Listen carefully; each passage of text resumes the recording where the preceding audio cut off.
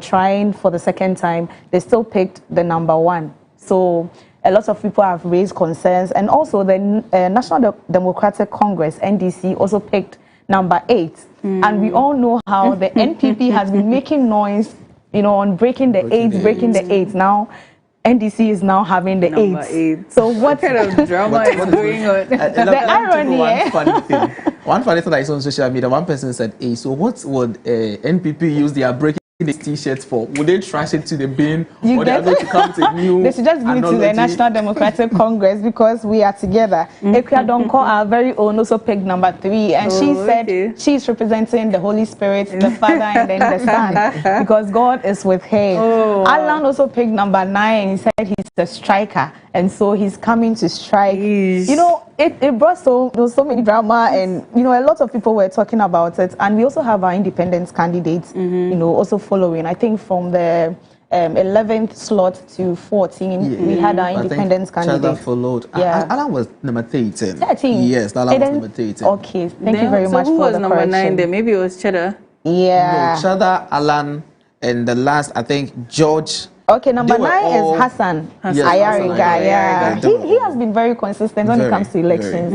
He's always on the ballot paper, right? And so moving on to the next trending issue, we have the Democracy Hub protest, which we are going to be talking about later in the show. We also have NPP's intention to embark on a strike. I sent it to you the other time that they would not allow NDC's request to be answered because NDC wants the EC to give them an audit of the voter registration. They want to know what is happening because they don't understand why there are double registrations and here and there, and they embarked on a strike, a protest. I think enough is enough.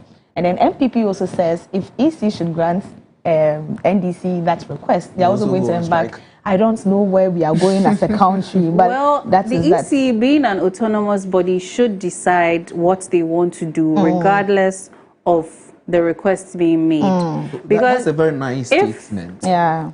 If the EC does the audit, this is to prove the accountability and transparency factor that the EC, because they owe us that as the general citizen, aside the fact that it is a request from one political party. Now, if the other political party wants to protest, what exactly are you protesting? Because sometimes we need to pick apart these things. Well, you are protesting transparency and accountability. To them, they find no fault with the EC because they believe EC is also doing. So if there is no fault, let EC show us there is no fault. That is the point. Exactly. This should not be an issue because it seems as though, I don't want to say, for the lack of a better term, but I say protests near fun.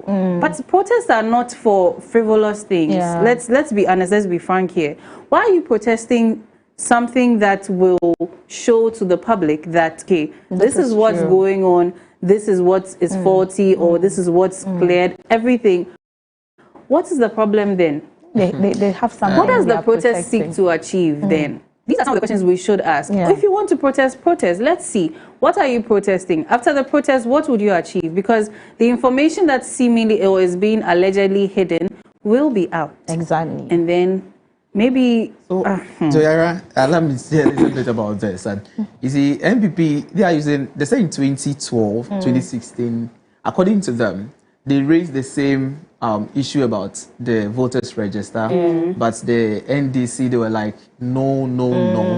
And according to an information, then the EC chair have to constitute a committee of some judges and staff. They sat on the matter to do 1 or 2 on that very issue. They brought their report out before the next action was taken.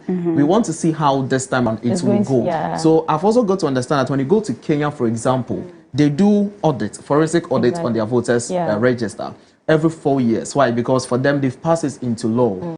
They believe, as the transparency we are talking about, they believe that, and then it's this institution that does for them, KPMG, who does their auditing for them every 4 years, their voters register, so that everybody will see that the thing is transparent as we all want it to be. So we don't, as you said, we don't want any chaotic scene in in this country. Already in the economy, EC should just, assent to it. So they should sit and have a dialogue and let each party understand. You see, during the protest, NDC protest, PPP was part. You talked about PPP was part. I saw the PPP chairman. PPP chairman was part, and his national executive. Other political parties too were also involved, though they didn't voice out much. Even PNC, their flag bearer was also agreeing to the fact there should be a forensic audit to this very issue. And I was listening to this over the weekend. They are saying that if there should be a forensic audit, it should be on-peeling done. It should be broadcasted live. Everybody should know what is really happening. That is what they are all seeking for. Not that one person should go sit at one place and bring his submission that this and that. And over the weekends too, on this same story, I heard that EC, the statement from NPP, it says that EC said they've not gotten evidence of what NDC was talking about. And the NDC also said that, oh, we've gave you some sample of what we did. And out of the sample, you are supposed to go and do the full work because it's your duty, not a political party's duty. So because of that, over the week, I think on Sunday, the Ashanti NDC sent their alleged evidence of what has happened to the EC, that EC should look at this, the evidence. So we don't want any chaotic issue. That is why this Excellence Award is very important to civil servants. Don't involve yourself actively in any political game. Just be transparent. Otherwise, you'll be in the office and someone come and shoot you for no reason. We don't want that thing to happen. And I think I just came across a short code online by the ECA that if you want to check your voter registration details, you can just log into that and then check. I think we are also doing something about it, so people should take advantage of it. And okay, so let's go quickly into the online news. So we have two stories on protests here, so I'll just put them together so we can talk about them, because the main thing is protesting grievances. So the first one talks about Oliver Barker-Vormawor being arrested for various unlawful acts during the Democracy Hub demonstration. And then the second one talks about the Mortuary Workers Association threatens to strike over poor working conditions. So, again, strike. Now, for the Ghana's Mortuary Workers Association, we know that their grievances are basically about unpaid, allowances. I think even all the way up to 2020, there are COVID allowances that were promised, provision of PPEs and other equipment to use. I think even their utilities, because I think I saw a post on X, somebody said that her relative had died and they were asked to bring their own water to use to wash the body. So this should tell you the poor conditions they are working in, and it seems as though they've been, making their grievances known, but it seems that they've not been heard, and they are threatening to strike now. And then for the Democracy Hub, we heard that about 44 people were detained, arrested, and all of those things. So let's put this together and just talk about it briefly, and then we go to the next story. Right. So with the first story, which is the Democracy Hub, I followed the story, and it was a 3-day protest, right? It was supposed to be a 3-day protest, but they did 2 days. So the first day was successful, according to them, because they were able to block some major routes, especially the one that leads to 37 Hospital. And that is where they had the protest. And on the second day, I think the Ghana police, from their own intelligence, realized that it is not safe, or it's not even going to help us if you block a major road that leads to a hospital. So why don't you take the protest to a different place? And that was where the riots started. They didn't want to agree to what the Ghana police were saying, and so that is where the issue started. But my concern is, yes, we have a concern. We are protesting against something that is affecting the country, not only us as protesters. Why do we do that at the expense of the health of people? So my concern also is, before the protest, was the Ghana Police Service aware?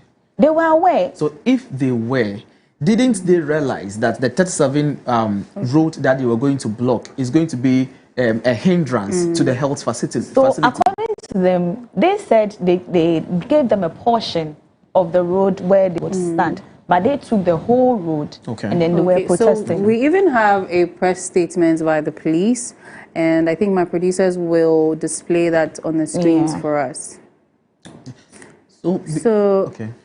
Is it legible? I can't. Yeah, so I think viewers can read from wherever they are watching. So I think it's talking about the arrest of the convener or the leader of the protest. And I was looking at what did he do? What did he do? But over this morning, I saw a video circulating, and he happens to take the key of the tow truck of Ghana Police. And after taking the key, he ran away with the key and he threw it away. So other police officers were shouting, thief, thief, thief. And I was like, why did he do that? And in the story, you could see that he said his car, the car of the protesters carrying water, has been seized by the Ghana police. So it was in retaliation. Yes, that is why. That is what he was doing. And I also saw that an elderly woman, probably in her 60s, was with a young girl, probably between the ages of 10 and 15. They were also arrested. And it begs the question about the police. This is not, even if I sound like I am in favor of the protests, we are all suffering in this country. Sure. There are so many issues that are, causing us distress in this country. But the police, you are here to enforce the law and order. It is the law of the land you are here to enforce. But it seems as though the police are enforcing somebody's law. Because now we have a term going around, order from above, where protesters who are here to have a peaceful protest are being arrested. And let's ask, what is causing some of these protesters to act unlawfully? Is it not some form of harassment or, infringement that's causing them? Because I remember the Doma stop some years back with the celebrities and the rest. They were able to protest peacefully. The police were protecting them and everything. So what is happening now? Yeah, I understand your point perfectly. But you see, sometimes we as human beings allow emotions to heighten at a point, and then we do things that are not supposed to be done. Sometimes when we see the masses, we feel we have the numbers, and so we can do whatever we want to do without any notwithstanding. I mean, I do understand that there are going to be some bad nuts in the collective, but then again, when we've had things like order from above or injunctions placed on a peaceful protest, we are a democracy. We have the right to protest. We have the right to do this, and we are supposed to be within the rules laid down, right? So now, if a peaceful protest, there's an injunction placed on it, what then are you communicating? Because it is different when maybe a group of protesters want to protest at a security zone, and then you tell them, no, that's a security zone, so move it this way, and then they try to defy you. But if they are protesting where they are supposed to be and there is some form of harassment or it looks as though there's chaos, instead of just these people being protected, these people being guided as to where to go, what to do, then there's a big problem in the nation. Yaira, I understand everything. I'm just trying to look at it from different perspectives. You see, we as a country, or most people have this perception about Ghana police that we are not scared. We will do whatever we want to do. So probably we were not there, right? So when Clement said the key of the van that carried the water for the protesters were seized, what happened? What transpired before that, happened? Before the convener was even arrested? So if you're asking what happened, then let's ask what happened for a probably 60-year-old woman. What could she possibly have done to cause her to be detained along with a minor?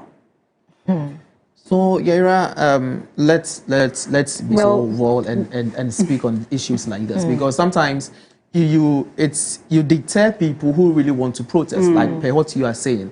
If tomorrow I want to join, I'll feel like I'll also be detained, so I will not step out there, and it's kind of infringing on people's rights and making that reminds people feel even like our very popular the influencer who is also a lawyer now, Ama Governor. She was also detained. She was also arrested, and they seemingly did not do anything. Let me put it that way. Allegedly did not do anything, but it seems as though, like you said, we seemingly don't fear the police, so they seem to want to enforce their power. But That's you know what? The two-sided. least said, the better, because we don't have much time. Let's go to the last story. Families of 14 Ghanaian hustlers stranded in Russia picket police headquarters. So some Ghanaian men were lured to Russia with promises of employment, who are now trapped in Donetsk in Ukraine, fighting in a conflict they did not choose. These unsuspecting individuals are caught in the midst of Russia's war against Ukraine, facing life-threatening danger daily. One trapped man deployed to the front line shared a heart-wrenching account of his declining health. And he's been weakened and unable to stand, but he's regularly administered unknown substances to keep him fighting. His desperation and fear are palpable as he worries if he could escape or even if rescue will come too late. And I quote, "I don't know how much longer I can hold on. I just want to go home," he told us in a weak, trembling voice. This is very At this sad. point, yes, I sound like a broken record and I will sound like it. The standard of living is what's causing people to fall for these kinds of scams. We've heard of the sex trafficking, human trafficking, and now people are being lured to go and fight a war they know nothing about just because they are seeking greener pastures. And what is the root cause of all this? People know that people are in poor conditions of life, so they see that as an opportunity to make money off of these people who are looking for a better life. We already know about the sex trafficking things going on. Now is, what should we call it, war trafficking? Yeah, I think it's, and also Ghanaians need to be very careful, especially with this kind of agents, traveling agencies here and there. Because when you look at this issue, it's all as a result of traveling agencies. They were promised to get them a good job, but when they went there, it tended to be a different thing. This is not the first time this is happening. Yeah, so we should be very careful. Individuals should be very careful. We understand things are very difficult in Ghana, but please, let's try as much as we can.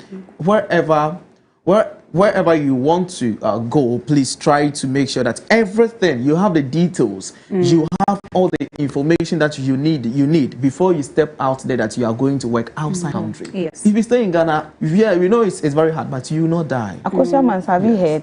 So, and also we implore Ghanaians, we know that yes, people are evil and it's not good to share your traveling plans with people, but find someone you trust to be able to hold these things accountable for you. In case something like this should happen, there could be somebody that would raise an alarm when things don't add up.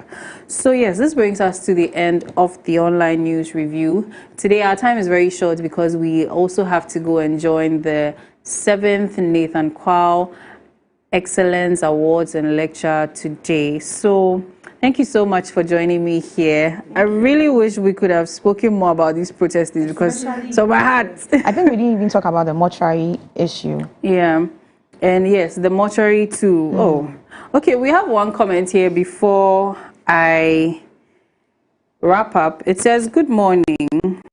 I think if you had carefully followed the events leading to the protest, probably understand the police. I will ask you to listen to the presser by the PRO of the Ghana Police before the protest and you will appreciate what happened. Let me help a bit here. The police had stated categorically to the protesters that they can't use a certain route they proposed since these places are security zones. Yes, we made note of that here. The police further suggested some routes to the protesters. Nonetheless, the protesters remained on the initial position of using the route they had proposed earlier to the police." So this is from Samuel Nkrumah Pobi Adoedri. Thank you very much. Yes. So we thank you for your comment and it was very, very insightful. Up next is the business segment with Clement Yabankwe. Then after that will be lifestyle segment discussing childhood cancers. And lastly, we will be discussing the foundations of the civil service in the main segment. We will be right back.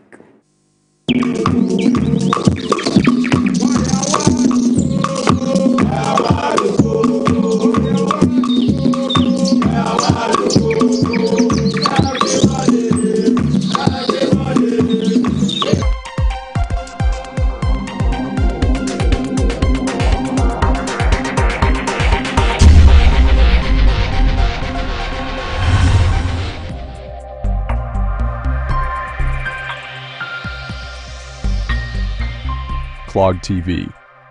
Beyond the Policy. I just want to take a moment and thank everyone in law enforcement who helped us in the search for our beloved daughter. There's no point hiding things from me. You're psychic? No, just paying attention. I've been watching you and your husband. I understand what you're feeling right now. You have no idea. I do. I know. Did you kill your daughter? How dare you? Did you kill your daughter? Jude, please. Honestly, it's not as bad as it looks. Classic Red John smiley face. Drawn in the victim's blood. Gloves with 3 fingers of his right hand. This isn't Red John. In all the previous killings, he made sure that the first thing that anyone sees is the face on the wall. Then, and only then, do you see the body of the victim.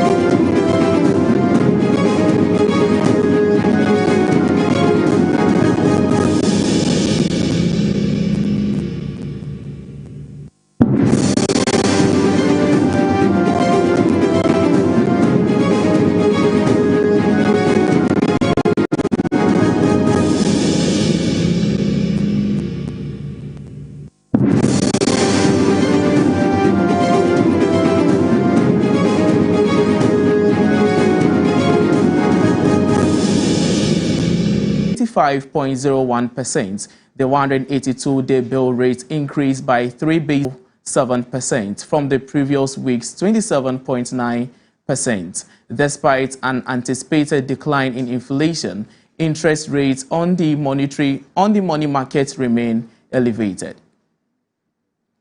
In our second story, the Ghana Cocoa Board has announced the start of cocoa bean purchase 2024-2025 main crop season. Beginning on Wednesday, September 11, 2024, new producer price have set, with farmers receiving 1,440 Ghana cedis per 30 kilogram load of both grade 1 and grade 2 cocoa beans. A standard 60 kilogram bag will be priced at 3,000 Ghana cedis, while a ton made up of 16 bags will be priced at 48,000 Ghana cedis. This price increase is expected to benefit cocoa farmers, supporting a key of Ghana's economy. That's all we have for you on Business Update segment. Stay tuned for the Lifestyle segment with Miriam Abena Adede. I am Clement Yabankwe, your host.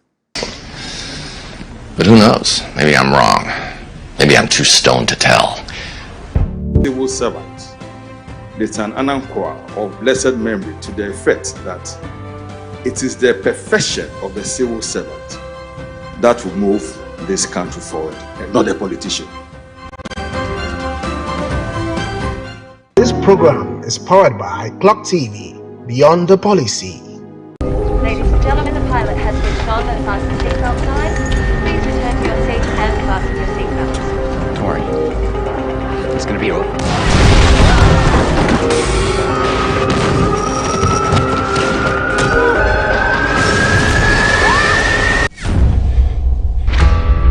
We must have been at about 40,000 feet when it happened. In an air pocket. Dropped. But we crashed 1,000 miles off course. They're looking for us in the wrong place. Stranded on an island. No one's coming for us. What was that? Did anybody see that? Terrific. My main concern is keeping us alive.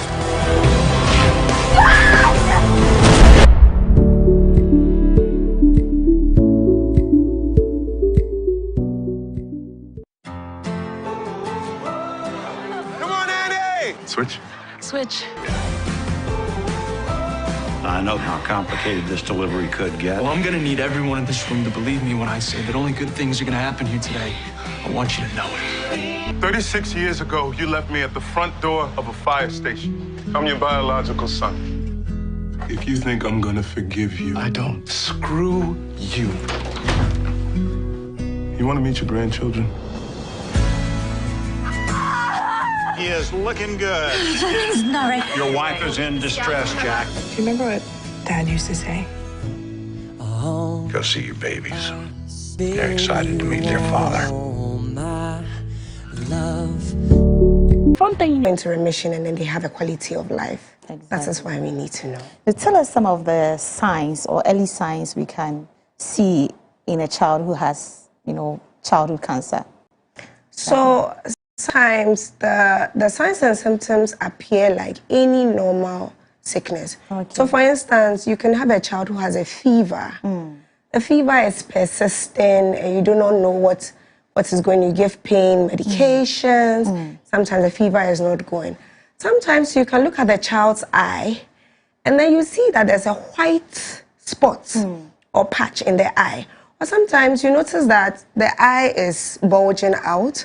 Or sometimes the child will say, maybe, Mommy, I can't see in my eye. Then you know that, okay, we have to take the child to the hospital. Sometimes too, you notice that your child used to walk well, and then all of a sudden, your child is walking funny, like on anti-straight. Then you start wondering what is going on. That can also be a sign. Sometimes too, your child was fine 1 minute, and all of a sudden, the child starts losing weight. You feed the child, but the child is still losing weight. You can bring the child to the hospital. Sometimes too, your child will say, Mommy, my head is paining me. Persistent headaches, sometimes with vomiting, without vomiting. Yes, in our society, your first instinct might be, maybe it's malaria. Let me go and buy over-the-counter medications. But sometimes it is an indication of a more serious issue, so you bring them. It is always at the hospital that we can detect if the child has cancer. Yes. We don't have a specific symptom that we can see in a child that will tell us he or she has cancer. Yes, because the symptoms appear like any other symptoms of other diseases. That is why it's advisable that when your child is sick, instead of doing over-the-counter medications, you bring them to the hospital so that we run to know. Some of the factors, for instance, for the eye cancers, we have hereditary forms. So for instance, some children who have the eye cancers, such as the retinoblastomas, we notice that there's a familial aspect, such that maybe a parent or someone in their family line had a gene or cancer and then has passed on that gene to the child. That's how the child got the cancer. And then sometimes too, depending, when maybe the mother was pregnant, she was exposed to certain carcinogens that has caused the child to also develop cancer. Sometimes too, it's unknown. We don't know what happens. Parents are fine, everything is okay, and then here you have the child having a cancer. That is where a lot of people will, major sector will say, it will be a wire withdraw or something, so don't go, come situation. You might end up killing the child. We are not saying that religion doesn't have a role in all these things, but we are saying that work hand in hand with us. We are not saying don't pray. We are not saying don't fast, but we are saying come to the hospital as well. Let us have a look at it. Let us start treatment. That in combination with the prayers and support from the religious groups, we can beat cancer. Exactly. So what you just mentioned is a misconception that a lot of people have when it comes to childhood cancers. I know they are listening, so they are going to be educated. Well, if you just joined us, this is the Cocoa Digest Morning Show, the lifestyle segment, and we are understanding childhood cancer here on the show. And I'm doing this with Dr. Ya Owusua Ofei Dako. She is a medical officer at the Kolebu Teaching Hospital. She's helping us with the education. And I just heard September happens to be Childhood Cancer Month, right? Yes. And you are creating awareness on that. Yes. I think the next minute, we are having a mass or a lump in their abdomen or somewhere. 1 minute they have eye problems, the other minute they're having unexplained fever. We don't know why it happens.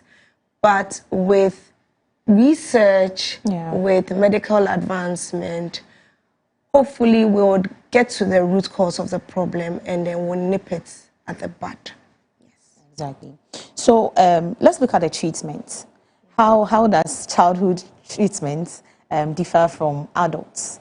So I think they use similar treatment protocols. Okay. So usually for treatment of the cancers, we do chemotherapy, we do radiotherapy, especially in cases where the child had a cancer in an organ that needed to be resected or taken out. But we don't usually recommend radiotherapy in young children because they are still growing and developing, and radiotherapy can harm their healthy cells as well. Sometimes we give supportive treatment as well. So planning treatment for a child with cancer entails a multidisciplinary approach. So we, the doctors, are not the only people. So we have surgeons coming in. We have radiologists, radio-oncologists coming in. We have dietitians coming in. We have those in physiotherapy coming in. We have psychologists coming in. So we all come together and then we make a treatment approach that is best suited for the child that we are managing. Right. So from your outfits as a doctor, what are some of the kind of support systems? We have the support of people like, for instance, Her Excellency Rebecca Ekufuado, who we appreciate very much. She actually built a hostel for them all the time too. No, I'm not saying that take prayer out, but I believe that God created people with the wisdom to treat illnesses. That's why He made doctors.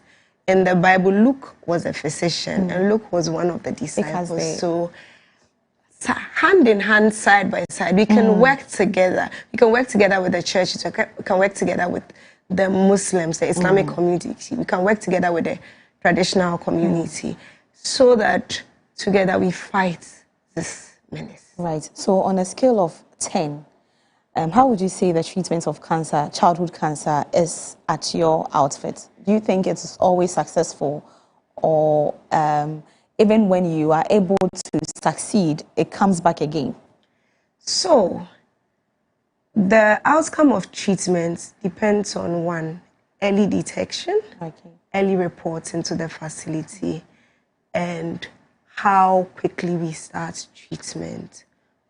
So when you notice the signs and you come to the hospital early, we run our labs and then we get a diagnosis and we start the treatment, the chances of you recovering quickly is higher than someone who doesn't report early. We've had success rates at Kolibu. We've had people who have been treated, they are on remission, and they are also advocates towards cancer. So there is good news concerning treatment. We just have to detect it early.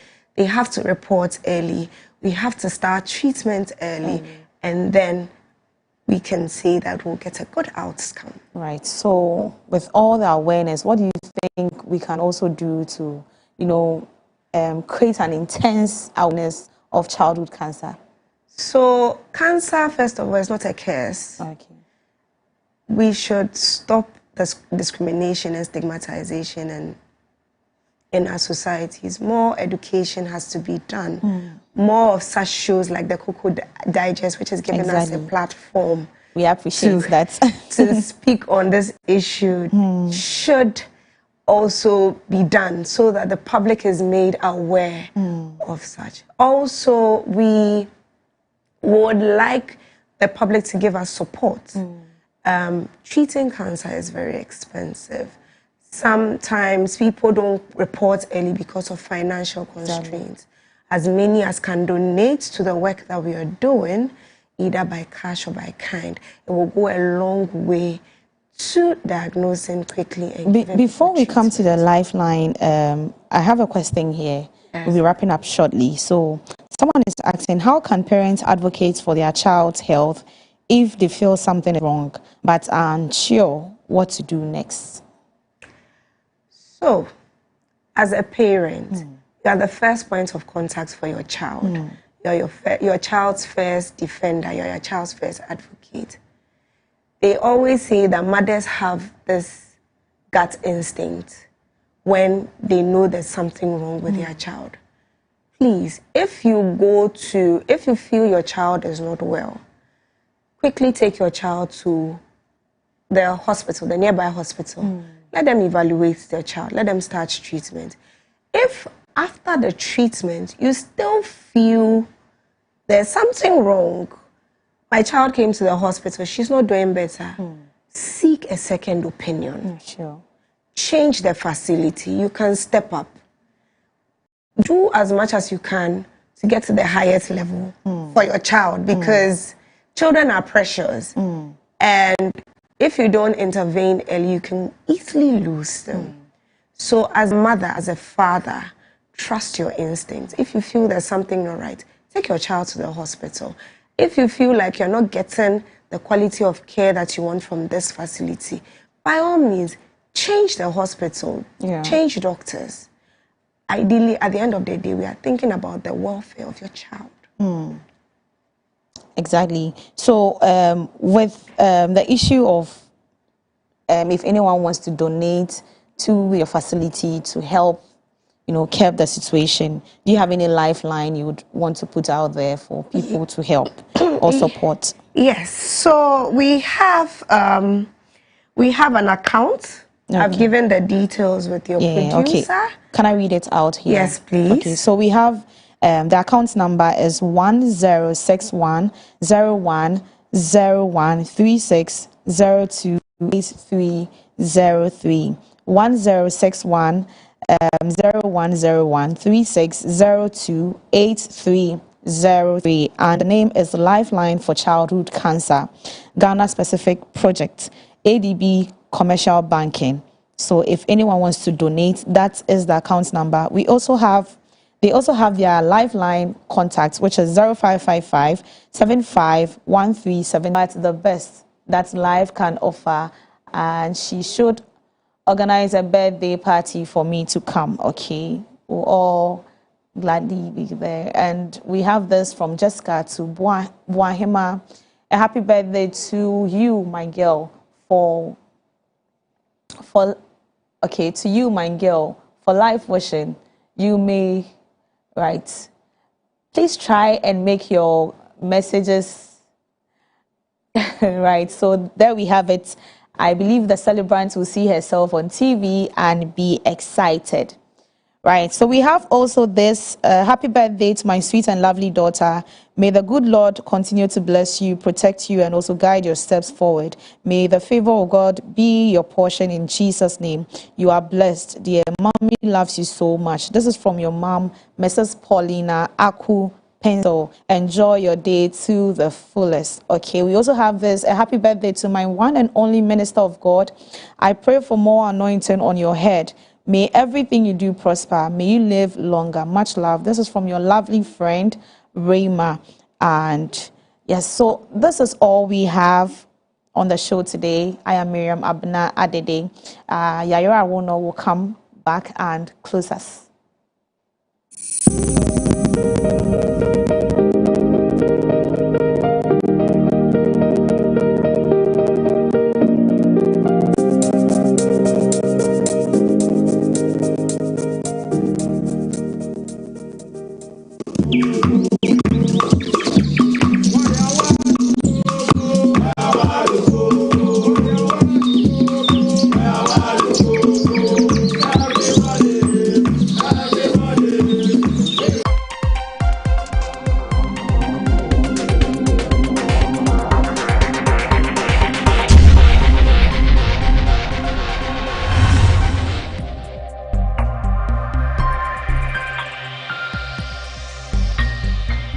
Clog TV. Beyond the Policy.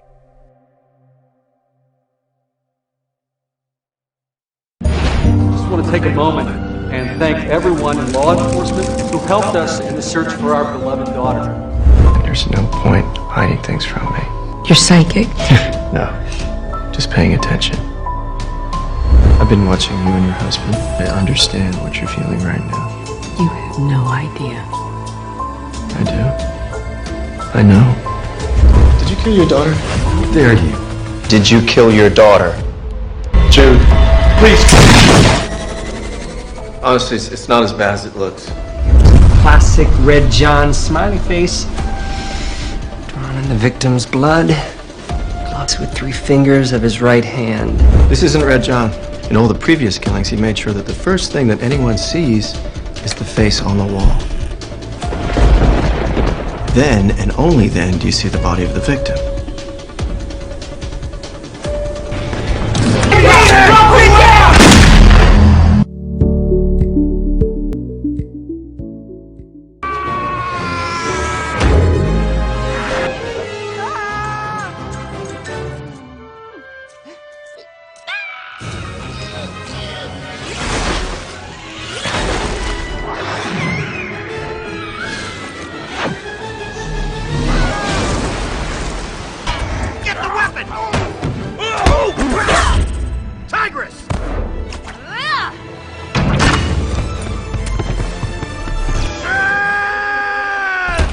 I'm the big fat panda. The whooshy finger hold. Oh, you know this hold. Did not see that coming. Choose someone else. This program is powered by Clock TV, Beyond the Policy.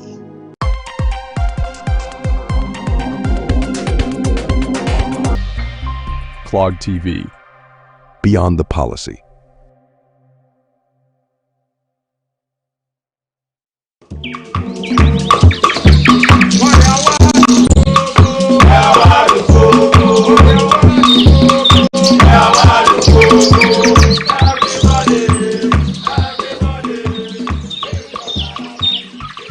Hello and welcome to the special edition of the Cocoa Digest Morning Show.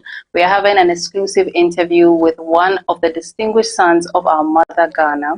Before I give you his name, I'm going to read a little bit of his profile so that you get to know the good things he has done for our nation. So let me start with the fact that he was the head of Gimpa Public School and later the designated dean from December 2004 to September 2008. He retired for the 3rd time in 2017 from Ghana's public services. That means that this man retired, then Ghana's public service will come and pull him again, and he'll retire and he'll pull him again. That should show you how important and how impactful his work has been in our service today. He was also privileged to work in the public service as a lecturer, a consultant, and an ambassador. He served as the secretary to the Cabinet of the Republic of Ghana from 2012 to 2017.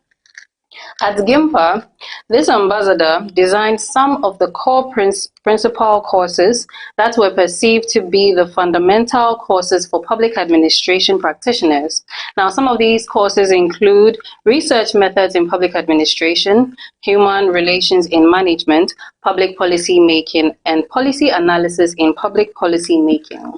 Now, these courses were designed to equip participants with knowledge and skills that would facilitate their work.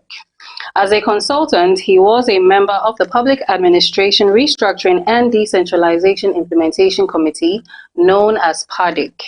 Now, I'm sure a lot of us don't even know what PADIC is, but I'm sure tomorrow you will learn about PADIC and all that it has been in the service now. This PADIC also introduced the 4-line directorates in the ministerial organizations to give them policy planning, monitoring, and evaluation.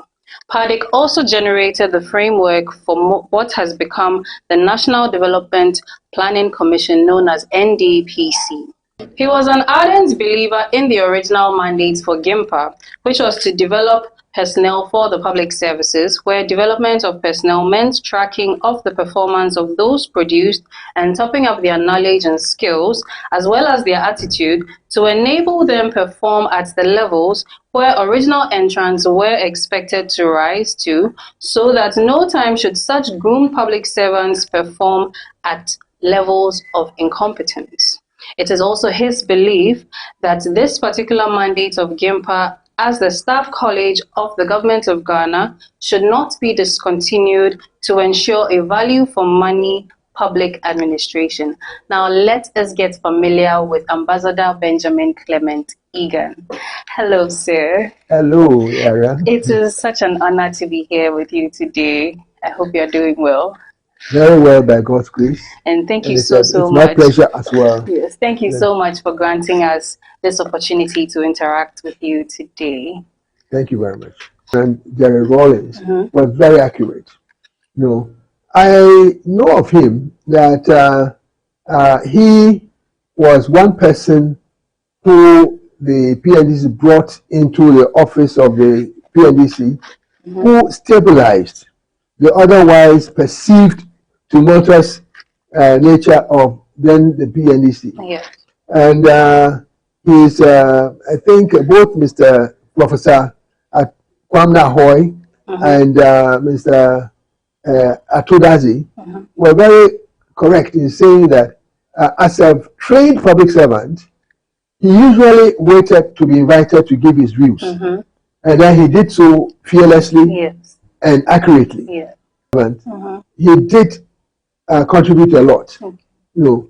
And then I am not surprised that he's known to have made a statement in one of his several lectures that it is the perfection of the civil service that will move Ghana's development and not politicians.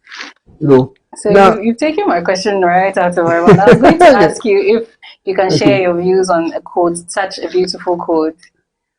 Yes, because it's actually, in my view, clearly summarizes what it is to run a state. Well, we must necessarily have politicians. Yes. Equally, we must necessarily have public servants who know their left from their right. You know, and the public servants, the civil servants that I'm referring to, if I can quote one of them that I came to know very well in his late years, Mr. Mike Bentel. I once had to ask him, then he said, we are confident people. Now, their confidence, what confidence are you talking about? That they were trained for the jobs that they were doing, and therefore they knew exactly what to do. Come to think of you asking me to expand on that statement of the late Nathan Kwao, I would say that what he's saying is that, you know, the politicians and the top civil servants have to have symbiotic relationship. Symbiotic or symbiosis is about equal partnership in any endeavor. No, it is a situation where you cannot do without the other. You must necessarily work together, otherwise you will not have the results expected of you. No, and so, and I'm glad that the 7th lecture is going to dwell on the subject of the Weberian, Weberian ideals of political neutrality. You seem to be taking my questions away from I'm sorry, we were warned that as a former lecturer, I could speak on and on and on. And so, please forgive me if I'm taking your questions and answering them ahead of them being raised. You know, but that, you see, this Weberian ideals, in a way, refers also to what he was saying. The Weberian ideal is built on training of people for specific jobs. That a person has to be qualified to tackle a job. You just don't take anybody from anywhere and put him on a job. And I suppose that tomorrow we will hear it being stressed that when people have been trained in the public the civil public services correctly, it would be very possible for one person to unfortunately be away for some period, and you bring another person and he carries on with the work. Yeah. Because they know what it is that they are supposed to do. And to cap it, when the eminent Mr. Kwao said this, he had also at the back of his mind a reference where the old civil service, nobody was allowed to work in positions unless on arrival in the particular organization, he had read up the files, the most pertinent files, to know what has been going on before the person starts working. Okay. You know, so I don't know whether you know the expression reading the files. Reading the files simply is that be familiar with what is expected of this particular organization before you start contributing to it. So, as a former trainer, you know, you lectured in Gimpa, you're also the dean there. Would you say that there has been a decline in how the training used to go on in your time versus now?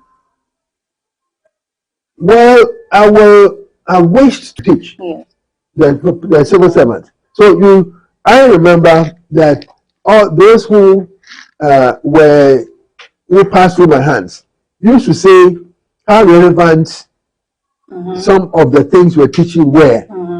You know, sometimes also they said, "Oh, this is very good," but we cannot practice them because we are not likely to have opportunity to practice them. Yes. You know, it was. I always said I was sharing knowledge, not teaching. So they would then tell me why they thought so. You know, I had worked in the public services before I joined Gimpa, and most of Gimpa's eminent leaders, Dr. James Nti, I would like to come back to that quote and also this theme of the Weberian extra exercise, and to challenge COSAC that you need to do something about it. So you let's go on. The challenge was taken. So yes, my follow-up question was going to be that, you know, based on how we've worked in the public services and even in Gimpa training public or civil servants, even local government service personnel, what are some of the suggestions you would make to today's local and even civil service organizations now? Well, and that is exactly where I was going in a way. That I would want to remind us that the training of civil servants is not just an act of giving them education about the public service, but it's actually giving them skills and, more importantly, the attitudes that they must have when they serve the public. You know, and by this I am referring to the situation where in the past, your servants. Yeah. No, you use the word your servant. Your servant. You know, so that the civil servant knows that he's a servant of the public. Yeah. You know, and that not the way that some have been known to treat the public as if they are brother and that they should not come there at all. No, and it was a reason also why when Paddock worked, and when you talk about the 4 line divisions, the idea was that since the ministry is primus inter pares of all public services, and the civil service law endorsed it further by saying that wherever there is a ministry in the sector, it becomes the highest body. Then it went on to say, amongst the job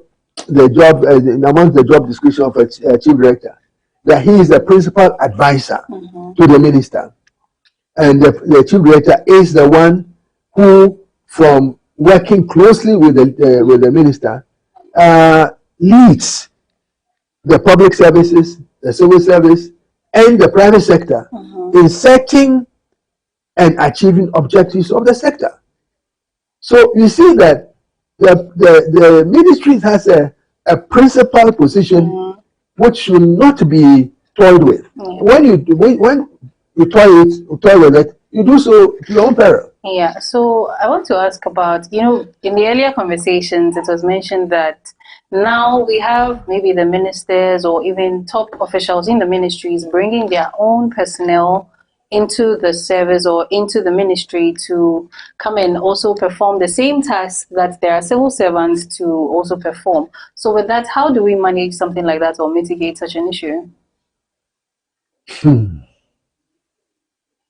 I must say it because, after all, I've been in the system, and it behoves of me to share my experiences.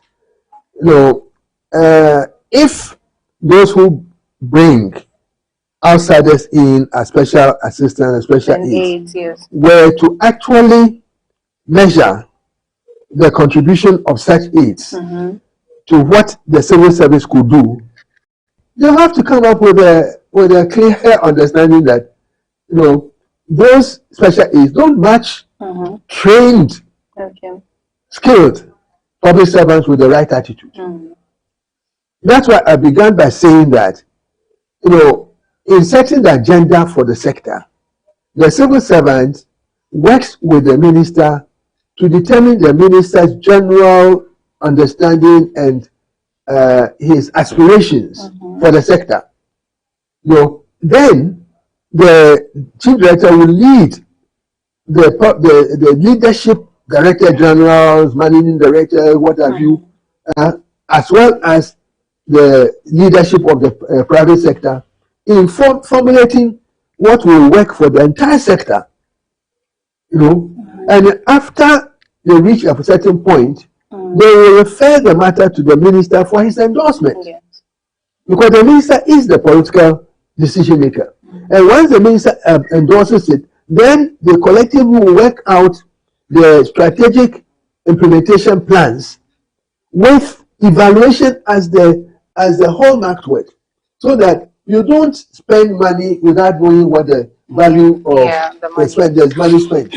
So in your earlier submissions, you mentioned that the civil servant has to be trained, or the public servant has to be trained for what they do. But in recent times, we realize that this question is not to maybe place any kind of judgment or opinion on our president's appointments, but we realize some of the ministers that are appointed were not trained in their field. We could have a doctor becoming the minister for maybe something that is totally opposite his or her field, or we could have an engineer being the minister for something that is nowhere near, whatever ministry they've been put. So with that, how then do we implement the civil servant or this public servant being trained to do what they need to do in that ministry?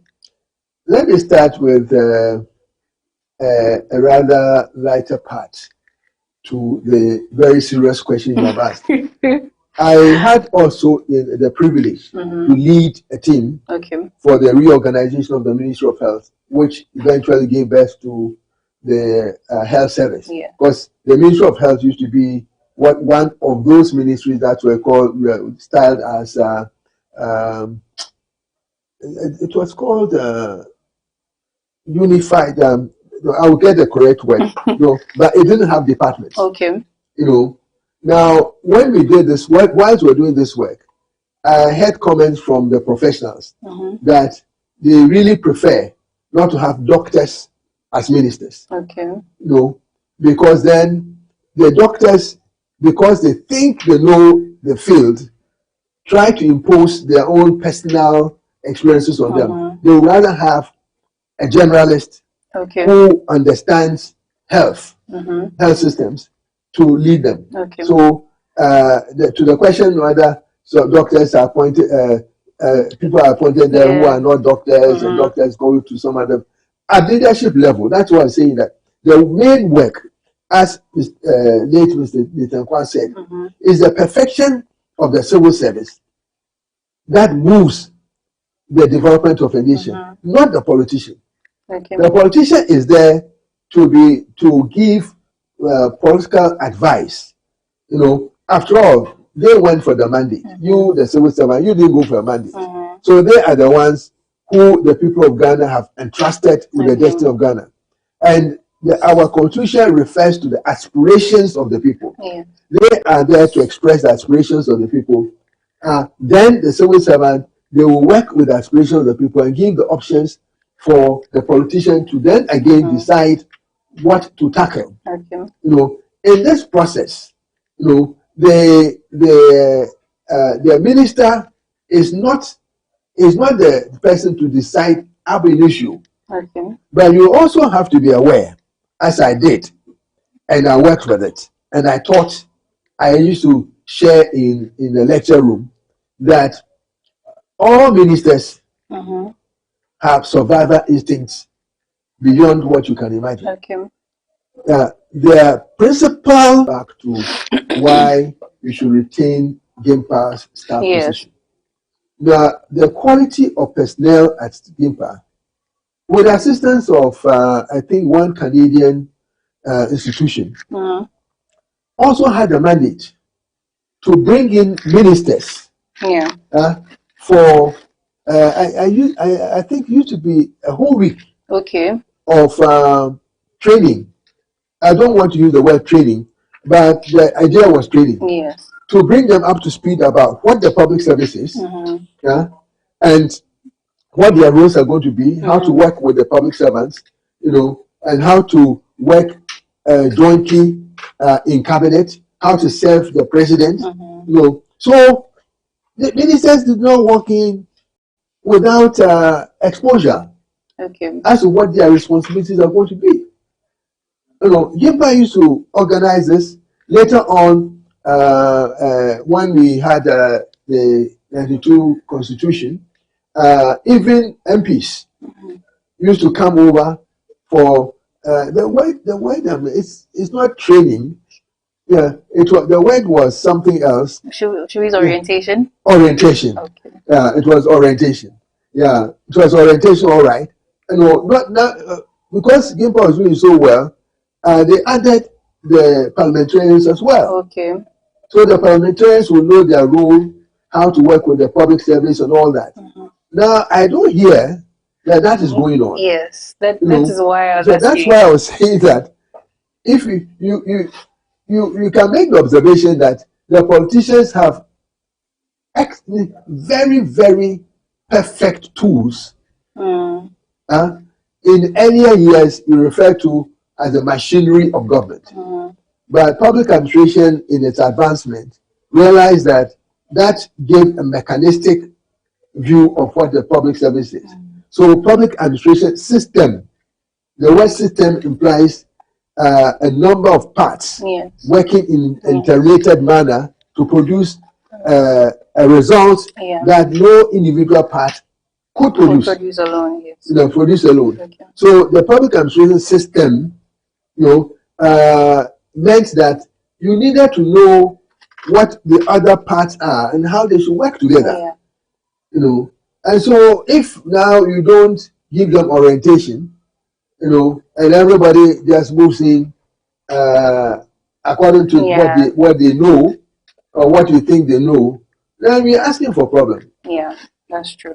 So again, on the training and things, would you say transfers could be detrimental to the development of the? Oh, sure. Because in these times that we are in, every time there's a change of government, there's a form of reshuffle where some civil servants may be transferred to a whole different ministry, or you know, some key roles have been changed, and it is alleged that the new people brought in are party faithfuls and things like that. So would something like that undermine the integrity of the civil service?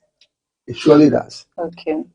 The Weberian system, again, and the old civil service, where we had they called it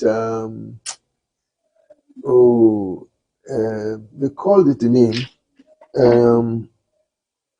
rules that needed to be respected.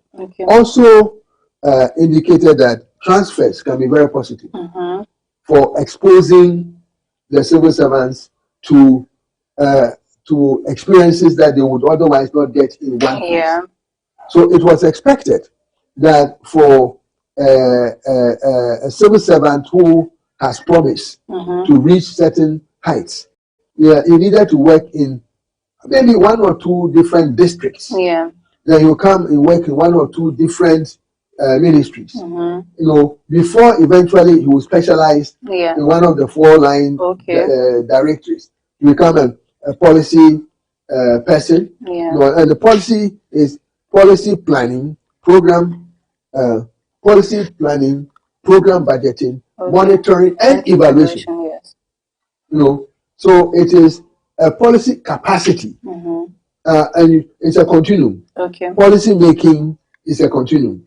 You start from recognizing what the problem is, to define the problem, you know, and all the way to outlining a policy that you can deal with the problem. Then you have to go and monitor and evaluate, you know, so that you don't keep spending money on a problem that has been dealt with. Yeah. Now, you asked the question rightly that if whether the training, the absence of training would make them less capable of doing the work of the transfers. Yes. Now, there are also positive transfers, and there are negative transfers. Yes. I will give you an example. When I was at the Ministry of Environment, Science and Technology, I discovered that there were certain provisions that the UN offered states.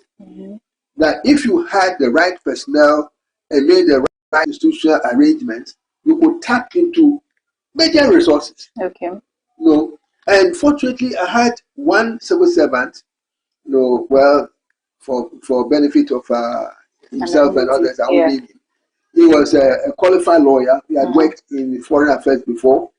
And so working with the international agencies was going to be quite easy for him, easy for him, relatively easier than others who have not had that experience. So we had him trained. He went to South Africa, he went to Geneva, he went to Ottawa. He trained, and it was about chemical weapons. Okay. Now, lo and behold, when the man returns, and I'm now going to assign him to be able to bring in resources from the UN system, he was transferred to Asakragwa. Oh. And I went and saw my boss and said, look, what is this? This man is going away with all that knowledge, and I won't have anybody. I've told these people we're going to tap resources from them. He said, he's a civil servant, he must move around. So you can see the negative sides, and you said some of the transfers also are political. Yes. Political nature, and it's true. And all that, when you have a very strong head of civil service, he can put a stop to those kind of things. Yeah. You have a strong, I make the point, strong head of civil service who knows that he's an integral part of the leadership of the country. He can explain to the politician why some of the transfers may be detrimental.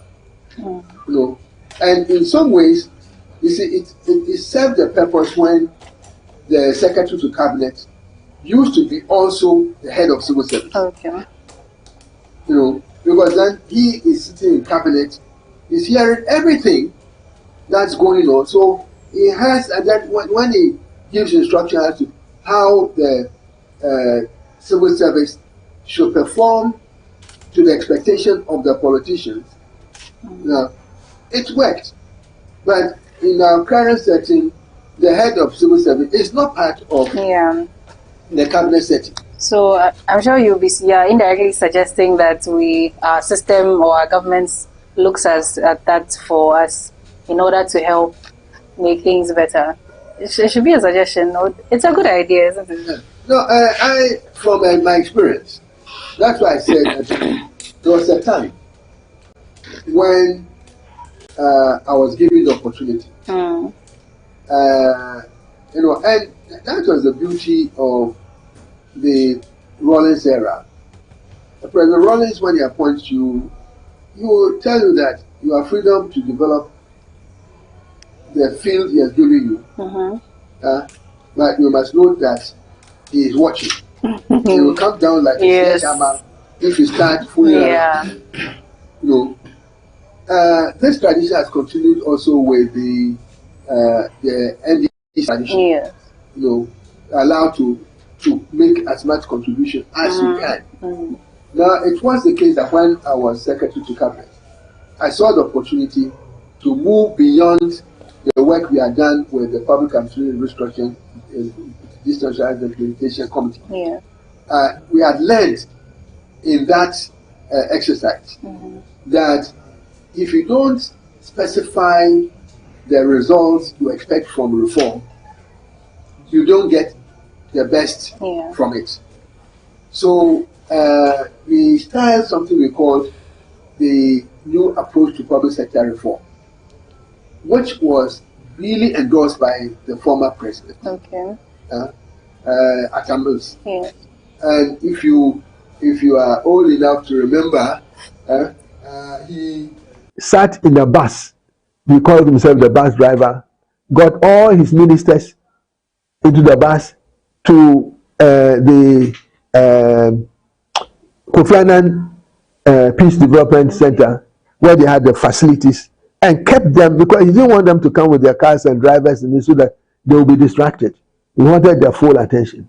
And the idea was that make sure that once you do all the work that you can, make sure that you will deliver to me two most important things that people of Ghana need: food and jobs. So each minister had to come up with WHO, whatever you attend, but give me something that will be directly helpful to the people of Ghana. That was a good initiative. And I can tell you that the one ministry that was in the forefront, and it was to be expected, the armed forces, they have all disciplines. So they came up with some of the best ideas and moved beyond, set up what they call the Defense Industry Holding Company to prosecute this because it required a lot of interaction with the private sector, the public, private finance and all that. You know, so you can see that when you have that kind of openness for public servants to I mean, the minister is also a public servant in a way, you know, to work with their people, they can produce a lot of results well beyond your imagination. So you're still watching the special edition of the Crocodile This Morning Show in a very exclusive interview with Ambassador Benjamin Clements Egan. We will be right back.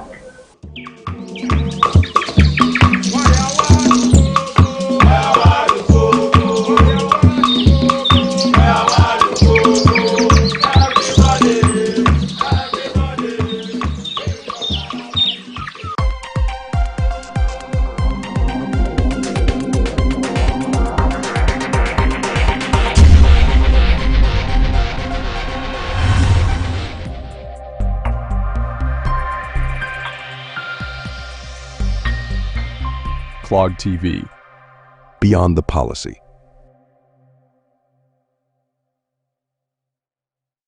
Come on, Andy! Switch. Switch. I know how complicated this delivery could get. Well, I'm gonna need everyone in this room to believe me when I say that only good things are gonna happen here today. I want you to know it. 36 years ago, you left me at the front door of a fire station. I'm your biological son. If you think I'm gonna forgive you, I don't. Screw you. You wanna meet your grandchildren? He is looking good. He's not right. Your wife is in distress, Jack. Do you remember what Dad used to say? Go see your babies. They're excited to meet their father.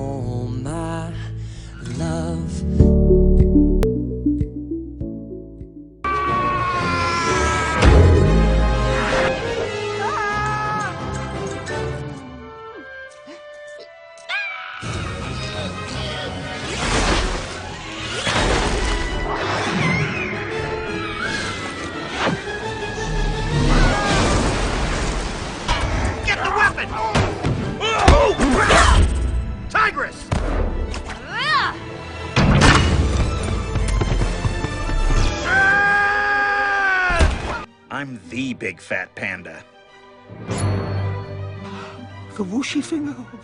Oh, you know this hold. Did not see that coming. Choose someone else. Pilot has switched on and fasten seatbelt signs. Please return to your seat and... We must have been at about 40,000 feet when it happened. This program is powered by Clock TV, Beyond the Policy.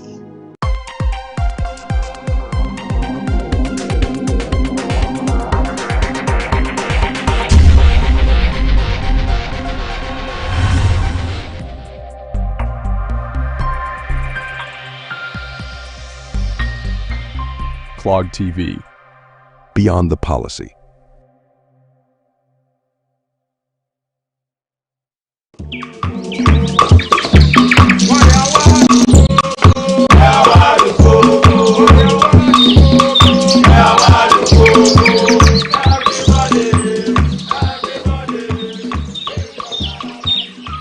Yeah, welcome back. What would you say should be the next, or should be some of the changes made to our current system now, even the governance system down to the civil service system? Okay. As I said at one point of the discussion, I said that we are truly well equipped with the civil service law, which makes the provision for a clear structure of a public administration system. And I did mention that it says that whenever there is a ministry for a sector, it is the highest body. Yes. That's where the minister resides.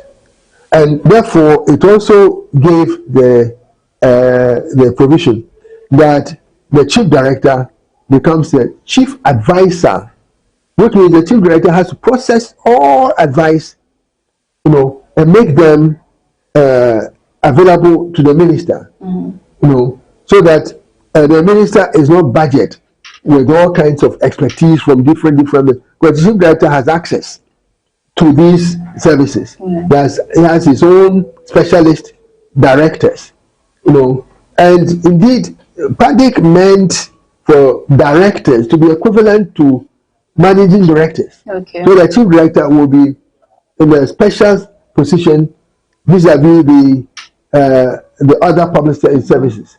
It made that attempt. Unfortunately, it wasn't pursued. And you will have to find ways of at least exemplifying it. And therefore, I like to bring in one experience that I had at the castle with the late Professor Mills.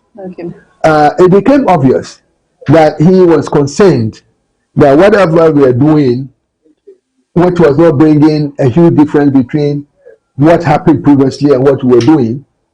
And we suggested to him, if you really look carefully, what brings about change every 8 years had to do with two basic problems. One is food and jobs. So we counsel that he should get his ministers into a forum where they can concentrate on doing all their work, but in addition to whatever work they did, would also contribute to food availability and jobs.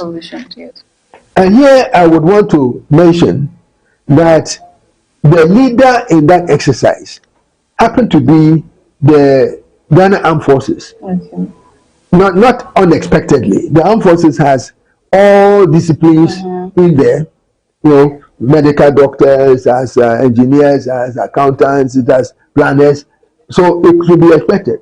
Now they came out with a program. I can't get into the details. I mean, at a later time when it is needed, I'll spell it out. But then the most important thing, knowing that they are going to need a certain capability to deal with the implementation, they set up the Defense Industry Holding Company, which we call DIHOC. You mentioned that earlier. And this DIHOC, then we will deal with all the related agencies and professions to make sure that they executed it without affecting the regular work of the military. Now, in implementing that, plus many others that had come up, government of the head of civil service, and direct access to the chief directors. Okay. You know, as I mentioned earlier on somewhere, in my last year at GIMPA, I had the privilege of being part of the GIMPA team that reoriented. We call it retooling. Okay. Retooling of the leadership of the civil and public services. Okay. 568 of the top echelon of the civil and public service came for the program. Okay. So I knew them. So I said, well, we'll bring them into the main center of government decision making in the cabinet situation. Okay. So at the end of all those decisions, including the new approach to public sector reform, we invited the head of civil service, the chief directors, and then the chief, I think, chief of staff. Okay. Most of the times began the meeting and I continued. You know, so that we were not having too much distance Okay. between what was required of the politicians and what the public servants should do. Okay. Indeed, at one stage, our beloved and late president asked me, "Ben, this thing is not going fast enough." Should also double as the secretary to cabinet. No. Okay. No. Because managing the head of civil service, managing the local government service is a huge enterprise now. At the time when some of the doyens, I mentioned several secretaries, I can go on, Dr. Deborah, ESI, all those people were, I think Mr. ESI was the last to have the dual role, and it was separated between him and Mr. G.K. Saki, another giant of the civil service, you know. So they got very competent persons who could work together also to go forward. So I am saying that rather than change structure, instead of inviting the head of service to be part of the cabinet process, you know, and from there, when the secretary to cabinet issues cabinet decisions, you should understand and you should know how to support the chief directors to also support their agencies to implement the decision. So, in revisiting maybe a system of what we would call the old, what would you say to people who would oppose this suggestion by saying that the old is gone, let's look for something new? Because people tend to try to discard, you know, what's old because there were a few problems with it, even though such problems could have been, you know, mitigated or there could have been solutions. Rather, they want to implement new things, especially now with the world progressing, the Western world and everything. A wise person always builds on what is known. You go from the known to the unknown. That's true. Even if you're going to discard what is known, you must know what it is before you discard it. Otherwise, we'll be chasing our shadows. You know, I don't know whether you say it's exclusive and it's to my civil servants. So I would like to let you know that it's a mere, it's a mere fraction. It's only about a quarter of the decisions of the cabinet decisions. Writing cabinet decisions is a very, very important thing. There's a lot of discussion, then you come to a decision, and the decision must be precise, and it must give instructions, and the instructions must be followed by monitoring and inspection, you know, so that you get the results, and then you weigh whether the money spent has been worthwhile. Because if you take the decision and you want to not follow up, what is the point? You know, unfortunately, quite a few of the decisions are not really followed up, you know, and so we don't get the benefit of them. So it's not so much changing the system, as doing what is already required. And the Weberian system, as you are talking about, is got that implied. And what the quotation that we dwelt on to go into this discussion of what the illustrious Nathan Kwab said. Yes. It's the perfection of the civil service that will bring about development, not politicians. That's the naked truth. Yes. In my days again, watch out, because I'm going back to my days as a lecturer in public administration. I would say that the civil service, its main function is to keep the records of the resources of the state. Okay. And to make them available when needed. When needed. Yeah. Particularly when new governments come up. They are the custodians of the records of the resources of the state. So for a government to come out which will not let the civil service or invite the civil service to tell you what records exist, and what is the use? And that's why I was saying earlier that also for the civil servants, if you have not read the records of your particular office, you should not be allowed to start work. Yeah. So discarding to me will be unfortunately painful loss. Because very often that's where our problems come from. So could you also speak to Nathan Kwab's principles that he also left behind? I'm sure you also agree with most of them. Absolutely. Absolutely. And that's why I said from the beginning that all the people who spoke about him in the clip that you did 2 years ago spoke the absolute truth. And what that Flag Lieutenant General Rawlings said about the man, it's up to the point. Yes. So there's really not too much to be said about him as to people to apply themselves in carrying forward the legacy. What did he say? What did he do? How can new people be brought to do what he advised? He's advising you. If you don't perfect your civil service, you are not going to have much of development, or you will have confused development. Things going up and down. Main topic of the country is the Galamsey matter and the polluted water. Yeah. If you don't mind, our old people, whether it was God inspired or whatever, used to have all kinds of ways of discouraging citizens from doing things that will bring about harm to the general population. But I tell you that there are gods and spirits inhabiting this forest. If you go to them, you have to walk backward. You must do this. You must do that. This tree has gods. Don't do this. So all of it from native wisdom telling you that things not to do. Okay, so you probably have advised the civil service, but I want you to just give us, an official message from you, to the citizenry all the way up to the leadership on Galamsey. I mean, today there was a protest going on, mainly focused on that. So if you can give us. I mean, what I said in the topical matter occupying most Ghanaians is this. Yes. Because unfortunately, without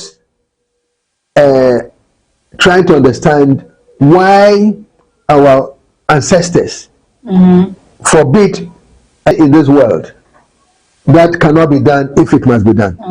It's a matter of focusing. It's going to be very difficult for government. Very, very difficult.